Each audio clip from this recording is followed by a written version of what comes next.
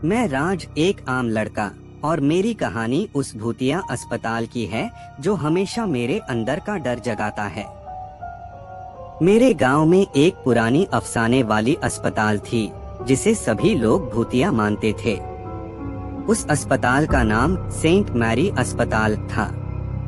एक रात मेरे दोस्त और मैंने फूलों का खेल खेला और जंगल के पास उस अस्पताल के पास जा पहुँचे। जब हम वहां पहुंचे तो उस अस्पताल की बूंदें अदृश्य और भयानक लग रही थीं। मैंने अपने दोस्त से कहा, क्या हमें जाना चाहिए? मेरा दोस्त डरे हुए मन से कहा, नहीं, यहाँ कुछ अच्छा नहीं है, हमें यहाँ से जल्दी निकल जाना चाहिए। लेकिन मेरे मन में उत्सुकता थी और मैं अस्पताल की ओर बढ़ा। अस्पताल के द्वार पर पहुंचकर मैंने देखा कि वहां की दीवारें अजनबी और भयानक थीं। मेरा दिल धड़कने लगा, लेकिन मैंने अपना हौसला बनाए रखा और अस्पताल के अंदर चला गया। जैसे ही मैं अंदर चला गया, मुझे एक अजीब सी आवाज सुनाई दी।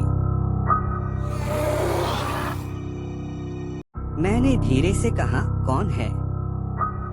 कोई जवाब नहीं आया। मेरे दिल में डर बढ़ गया, लेकिन मैंने अपने कदम आगे बढ़ाए और अस्पताल की खोज जारी रखी।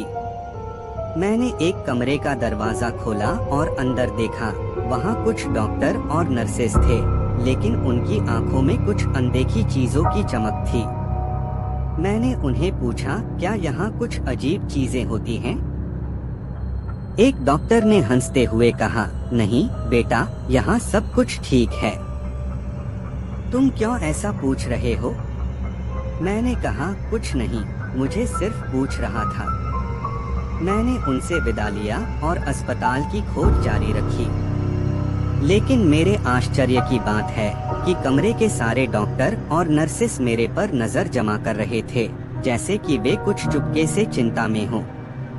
मेरे दिल में डर का एहसास होने लगा, लेकिन मैंने अपने आप को साहस दिया और अस्पताल की खोज जारी रखी।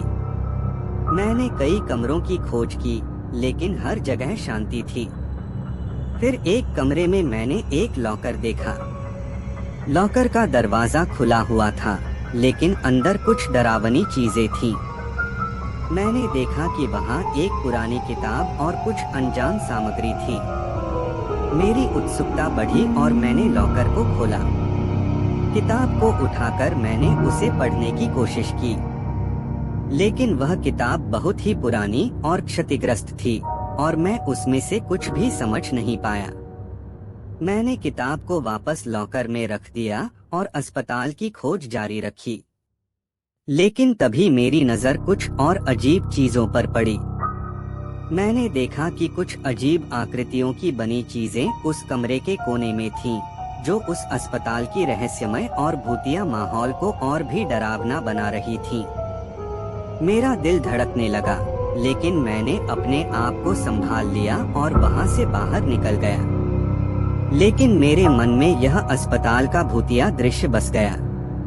वह रात तक मैं अपने कमरे में सोता रहा, लेकिन मेरे ख्वाबों में भी वह भूतिया अस्पताल और उसके डरावने चीजों की चायनी होती रही।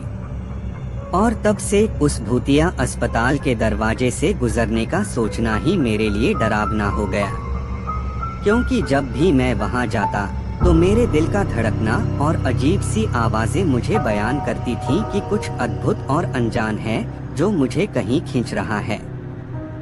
यह वाक्य जब मेरे मुंह से निकलता है तो मेरा दिल उन अनजान और डरावनी चीजों की ओर धकेल जाता है जो मेरे अंदर का डर जगाता है।